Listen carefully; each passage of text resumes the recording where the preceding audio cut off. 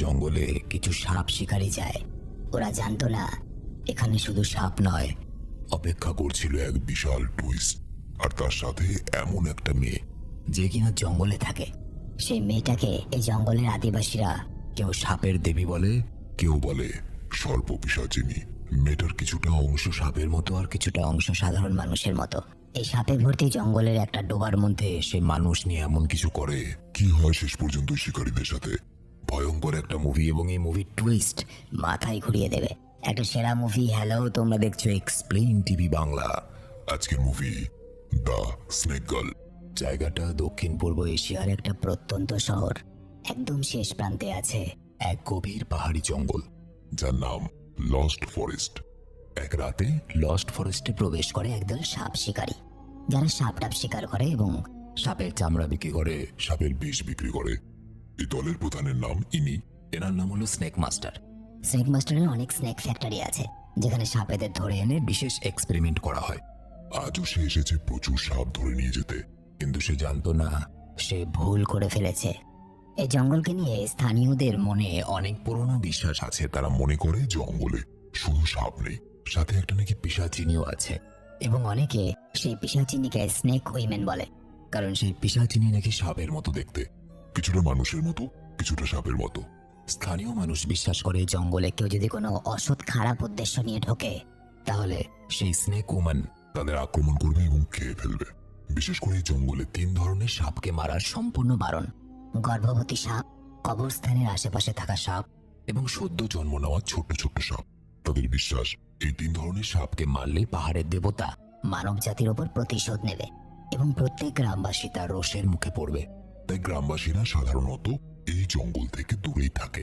তবে snake master এই স্থানীয় লোকেদের এইসব কথাবার্তায় পাত্তা দেয় না। তার কাছে সব শুধুমাত্র গুজব, এবং সাপ মানে শুধুমাত্র ব্যবসা আর টাকা। সে শুধু টাকা বোঝে। সে তার দলবল নিয়ে জঙ্গলে ঢোকা মাত্রই একটা বিশাল বড় পাইথন তাদের আক্রমণ করে। তবে স্নেক মাস্টারের দল সাপ শিকারে ওস্তাদ। তারা খুব সহজেই সেই পাইথনটাকে কবজা করে নেয়। কিন্তু তারা জানতো না তাদের জন্য আজ রাতে এই জঙ্গলে আরো কোনো বড় বিপদ অপেক্ষা করে আছে। হঠাৎ জঙ্গলের গভীর থেকে বেরিয়ে আসে এক অদ্ভুত ধরনের সাপ, দেখতে একটা মেয়ের মতো, কিন্তু শরীর সাপের। একটু আগে যার কথা বলা হচ্ছিল সেই স্নেক উইমেন। দলের সবাই বুঝতে পারে যে গ্রামের লোকেরা ঠিকই বলতো, স্নেক উইমেন নামে সত্যিই কেউ আছে এবং সে ভয়ঙ্কর। স্নেক উইমেন একে একে দলের সবার উপর আক্রমণ করতে শুরু করে। স্নেক মাস্টারের দল তাকে আটকানোর অনেক চেষ্টা করে। সাপ শিকারী এবং স্নেক উইমেনের যুদ্ধে শেষ পর্যন্ত তাদের দলের একজন মারা যায়। তবে স্নেক উইমেন স্নেক মাস্টারের কোনো ক্ষতি করে না। সে শুধুমাত্র তার দিকে স্থির দৃষ্টিতে তাকিয়ে থাকে। দৃশ্য পাল্টায়। পরের দিন সকালবেলায় দেখা যায় চেন সু নামের আরেকজন সাপ শিকারীকে। সে এবং তার বন্ধুর নাম কিও টাকা নিয়ে বাড়ি বাড়ি তারা সাপ তাড়ায়। আজ তারা এসেছে এদের বাড়িতে। এই বাড়িতে নাকি লুকিয়ে আছে বিশাল বড় একটা অজগর। চেনসু ছোট থেকে এইসব কাজ করে আসছে, সুতরাং ভয় পায় না। সে সহজে বুঝে যায় অজগর লুকিয়ে আছে আলমারিটার পেছনে। কিও ভয়ে ভয়ে আলমারিটা খোলে এবং সত্যি অজগরটা সেখানেই খুঁজে পায়। তবে তারা সাপটাকে ধরতে পারে না। অজগরটা ধীরে ধীরে এগিয়ে আসে ঘরের একটা মেয়ে এবং সদ্যজাত বাচ্চাটার দিকে।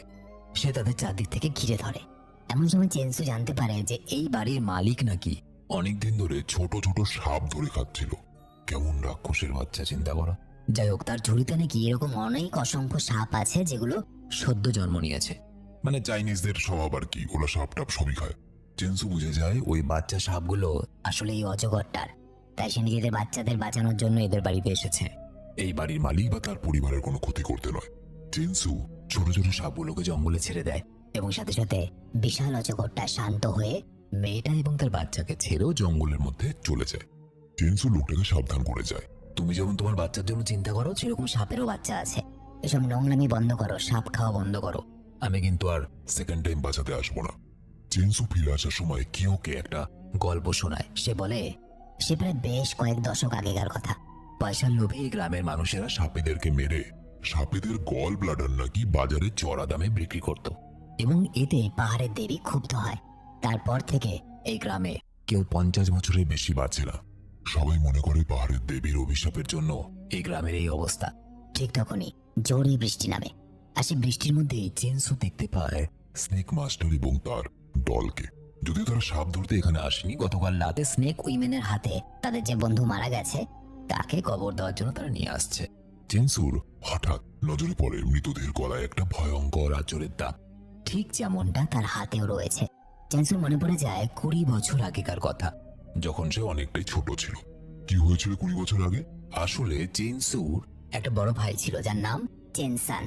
একদিন বাবা মায়ের বারণ করা সত্ত্বেও দুই ভাই লুকিয়ে লুকিয়ে লস্ট ফরেস্টে গিয়েছিল, কারণ তারাও সেই পিশাচিনীর ব্যাপারে শুনেছিল, যাকে কিনা অর্ধেক সাপের মতো অর্ধেক মানুষের মতো দেখতে। অনেক ঘোরাঘুরির পরেও তারা সেই স্নেক উইমেনকে খুঁজে পায় না। শুধু দূর থেকে ভেসে আসে একটা বাচ্চা মেয়ের কান্নার আওয়াজ। তারা সে আওয়াজ শুনে সেদিকে গেলে একটা বাচ্চা মেয়েকে দেখতে পায় লুকিয়ে জঙ্গলের মধ্যে বসে রয়েছে এবং তার হাতে একটা ভয়ঙ্কর চোট। কিন্তু তখনই তারা লক্ষ্য করে মেয়েটার পা নেই। তার মুখটা মানুষের মতো, কিন্তু শরীরটা সাপের মতো। দুজনে প্রচন্ড ভয় পেয়ে যায় পাওয়ারও কথা। তারা বুঝতে পারে এটাই হলো জঙ্গলের সেই সাপ পিশাচিনী। বাড়িতে বলা হতো সাপ ভূত। বাড়ির লোকেদের কাছে সে শুনেছিল যে এই সাপ পিশাচিনী নাকি মানুষদের জ্যান্ত গিলে খায়। তাই ভয়ে চেনসান ছুরি দিয়ে স্নেক উইম্যানকে মারতে চায়। তখন চেনসু তাকে বাঁচাতে গেলে স্নেক উইমেন তার হাতে প্রচন্ড জোরে আছড়ে দেয়। চেনসানকে জঙ্গলের গভীরে টেনে নিয়ে যায়। তো যাই হোক, সেই একই ধরনের আঁচড়ের দাগ সে দেখতে পায় মৃতদেহের গলাতে। স্নেক উইমেনের ভয়ে সেদিন চেনসু ভাইকে ফেলে রেখেই জঙ্গল থেকে বাড়ি ফিরে এসেছিল। সে ধরে নিয়েছিল তার ভাইকে স্নেক উইম্যান হয়তো জ্যান্ত গিলে খেয়েছে। 20 বছর আগে চেনসু শপথ নিয়েছিল ভাইয়ের মৃত্যুর প্রতিশোধ একদিন সে নেবে। সেই স্নেক উইম্যানকে একদিন ঠিক খুঁজে বের করবে। সে পরিষ্কার বুঝতে পারে সেই সময়টা এখন এসে গেছে। পরের দিনই স্নেক মাস্টার যখন আবার লস্ট ফরেস্টে যায়, চেনসু এবং কিও তাদের সঙ্গে যোগ দেয়। তাদের উদ্দেশ্য সাপ শিকার নয়, ভাইয়ের মৃত্যুর প্রতিশোধ নেওয়া। স্নেক মাস্টার জানতো স্নেক উইম্যান কতটা ভয়ানক, তাই সে শক্তিশালী একটা দল নিয়ে যায়, যাদের মধ্যে একটা অংশ অস্ত্র চালাতে ওস্তাদ আর একটা অংশ উন্নত ডিভাইস ব্যবহার করে বিষধর সাপেদের লোকেশন আগে থেকেই বুঝতে পারবে, যাতে কোনো সাপ তাদের উপর আচমকা হামলা করতে না পারে। পুরো দলটা জঙ্গলে প্রবেশ করে। একটু দূরে যাওয়ার পরেই তারা একটা মৃত শিয়ালকে দেখতে পায়। বোঝা যায় শিয়ালটাকে শিকারীরা মারেনি, মেরেছে স্নেক উইম্যান। চেনসু দলের সবাইকে সতর্ক করে বলে, আমার মনে হয় স্নেক উইম্যান সামনেই আছে, আমাদের জন্য অপেক্ষা করছে। আমাদের এখন অন্যদিকে যাওয়া উচিত, যেখানে বিপদ কম। এই পাহাড়ি জঙ্গল বহু পুরনো। আমার মনে হয় জঙ্গলের নিয়ম আমাদের ভাঙা উচিত নয়, না হলে আমরা কেউই এখান থেকে বেঁচে ফিরতে পারবো না। তবে স্নেক মাস্টার এবং তার দল চেনসুর কথা না শুনে আরো সামনের দিকে এগোতে শুরু করে এবং এসে থামে একটা অদ্ভুত জায়গায়। চেনসু সবাইকে আরো একবার বলে, আমার মনে হচ্ছে আমাদের এগোনো উচিত নয়। এখানকার মাটিতে কিছুতে একটা গন্ডগোল আছে, কেমন যেন একটা দুর্গন্ধ আসছে। তখনই সবাই লক্ষ্য করে তারা যেখানে দাঁড়িয়ে আছে সেটা হলো পুরনো একটা পরিত্যক্ত কবরস্থান। সবাই প্রচন্ড ভয় পেয়ে পিছোতে শুরু করে, কিন্তু তার অবরোধে দলের একজন একটা অসংখ্য সাপের বাচ্চা ভর্তি গর্তে পড়ে যায়। সে কোনোভাবে গর্ত থেকে উঠে এসে সাপগুলোকে গুলি করতে চায়, কিন্তু চেনসু তাকে থামিয়ে দিয়ে বলে, তুমি জঙ্গলের নিয়ম ভাঙতে পারো না। জঙ্গলের নিয়ম অনুযায়ী কবরের মধ্যে থাকা সাপদের আমরা কখনো মারি না, না তো দেবীর অভিশাপে আমরা সবাই মারা যাব। তবে তার কথা না শুনে দলের আরেকজন জঙ্গলের নিয়ম ভেঙে গ্রেনেড ব্যবহার করে এবং সাপ ভর্তি গর্তটাকে উড়িয়ে দেয়। সমস্ত সাপ মারা যায়। যেহেতু জঙ্গলের নিয়ম ভঙ্গ করা উচিত ছিল না, সুতরাং আকাশ তখনই মেঘে কালো হয়ে ওঠে। পুরো জঙ্গলে শুরু হয় এক বিশাল ঝড়। পাহাড়ি দেবীর অভিশাপ। দলের মধ্যে হেতান নামে একটা মেয়ে তার সাপ ডিকটেশন যন্ত্র ব্যবহার করে বুঝতে পারে আশেপাশে লুকিয়ে রয়েছে একটা বিষধর সাপ। সবাই সতর্ক হয়ে চারদিকে বন্দুক দিয়ে ঘিরে ফেলে। ঠিক তখনই একটা বিশাল সাপ তাদের আক্রমণ করে। তাই হেতান একটা বিশেষ চশমা ব্যবহার করে আগে থেকেই সাপের সব গতিবিধি বুঝতে পেরে যায়। ফলে দলটা খুব সহজেই সাপটাকে ধরে, তাকে মেরে ফেলে এবং এগোতে শুরু করে। অন্যদিকে চেনসু ইচ্ছে করে এই দল থেকে আলাদা হয়ে যায়। সে একাই স্নেক উইম্যানকে খুঁজতে বেরিয়ে পড়ে এবং এসে পৌঁছায় একটা অজানা লেকের সামনে। চেনসু লেকে একটা মেয়েকে দেখতে পায়, কিন্তু তখনই তার বন্ধু কিও সেখানে চলে এলে মেয়েটা হঠাৎ উধাও হয়ে যায়। সত্যি কি তাহলে চেনসু ভূত দেখলো? এদিকে স্নেক মাস্টারের দল জঙ্গলে আরো গভীরে প্রবেশ করে এবং এক পর্যায়ে তারা গাছের উপর দেখতে পায় বিশাল বড় সাপের একটা খোলস, আর নিচে ঝুলছে মানুষের চুল। সবাই অবাক হয়ে যায়। তখনই হঠাৎ স্নেক উইম্যান জঙ্গলের ভেতর থেকে বেরিয়ে আসে এবং আক্রমণ করে। হেতান তার যন্ত্রের গতিবিধি দিয়ে বোঝার চেষ্টা করে, তবে স্নেক উইম্যান অনেক বেশি ফাস্ট আর বুদ্ধিমতী। সে সরাসরি সবাইকে আক্রমণ না করে সবার দুর্বলতা বুঝতে শুরু করে। হেতান যেহেতু দলের একজন গুরুত্বপূর্ণ সদস্য, সুতরাং হেতানকে প্রথমে আক্রমণ করে সে, কারণ হেতান তার যন্ত্রের মাধ্যমে সাপরা কোথায় আছে সেটা বলে দিচ্ছিল। সুতরাং হেতান যদি নাই থাকে তাহলে বাকিরা কি করে জানতে পারবে সাপগুলো কোথায় আছে। দেখা যায় চেনসু আবার তাদের দলের সঙ্গে এসে যোগ দিয়েছে। চেনসু বুঝতে পারে স্নেক উইমেনকে এত সহজে ধরা যাবে না, তবে সে জঙ্গলের অনেক নিয়ম কানুন জানে। আর পাহাড়ি নিয়ম ব্যবহার করে সে স্নেক উইমেনের চলাফেরা অনুমান করে একটা ফাঁদ তৈরি করে এবং স্নেক উইমেন সেখানে আটকা পড়ে। চেনসু এক বিশেষ পদ্ধতিতে তাকে আটকে রাখে, যার নাম লকিং ড্রাগন ফরমেশন। অবশেষে দলের সবাই ভাবে যে শেষ অবধি তারা স্নেক উইমেনকে ধরে ফেলেছে। তারা তাকে আহত করে খাঁচায় বন্দি করে নিয়ে আসে একটা পুরনো ল্যাবরেটরিতে। স্নেক মাস্টার আসলে এই ল্যাবের হয়ে কাজ করে, এটাই হচ্ছে তো স্নেক ফ্যাক্টরি। বিভিন্ন সাপকে এখানে ধরে এনে বিভিন্ন ধরনের এক্সপেরিমেন্ট করে বিভিন্ন মাদক পদার্থ বানায় তারা। আসলে স্নেক মাস্টার বস ছিল না, তার উপরে একজন বস ছিল, এই ল্যাবের ডিরেক্টর। তার নির্দেশেই স্নেক মাস্টার এবং তার দল বারবার জঙ্গলে যায় এবং সাপ ধরে নিয়ে আসতো। যাই হোক, সবাই ইতিমধ্যে ল্যাবে পৌঁছায়। স্নেক উইমেনের সঙ্গে তারা চেনসু এবং কিয়োকেও বন্দি বানায়, যাতে কেউই পালিয়ে যেতে না পারে এখান থেকে। কারণ চেনসু এবং কিও যদি এখান থেকে পালিয়ে যায়, তারাই গোপন ল্যাবরেটরির কথা গ্রামের সবাইকে জানিয়ে দেবে। আর এখানে দেখা যায় গল্পের অন্যতম একটা বড় টুইস্ট। আমরা এতক্ষণ যে স্নেক মাস্টারকে দেখছিলাম সে আসলে চেনসুর বড় ভাই চেনসান, যাকে স্নেক উইমেন জঙ্গলের ভিতরে টেনে নিয়ে গেছিল এবং যাকে এত বছর ধরে সে মৃত ভেবে এসেছে। চেনসু অবাক হয়ে তার ভাইকে বলে, তুমি যদি সেদিন মারা না গিয়েই থাকো তাহলে আমাদের কাছে ফিরে কেন আসুনি? 20 বছর ধরে ভেবেছে তুমি মৃত, কিন্তু আজকে আমি যখন তোমার হাতে সেই একই ছুরি দেখতে পেলাম যেটা দিয়ে তুমি স্নেক উইমেনকে আঘাত করতে চেয়েছিলে, তখনই আমি তোমাকে চিনতে পারি। তুমি আগে কেন বলনি? স্নেক মাস্টার ওরফে চেনসান তার কথা শুনে হাসে।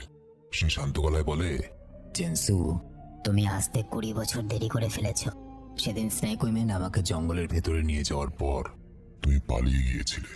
আমি তোমাকে অনেকবার ডেকেছিলাম ভাই, কিন্তু তুমি তো আমাকে খোঁজার চেষ্টাও করনি। তুমি ভেবেছিলে আমি মারা গেছি। আজকে স্নেহ আর মায়া জেগে উঠেছে তোমার।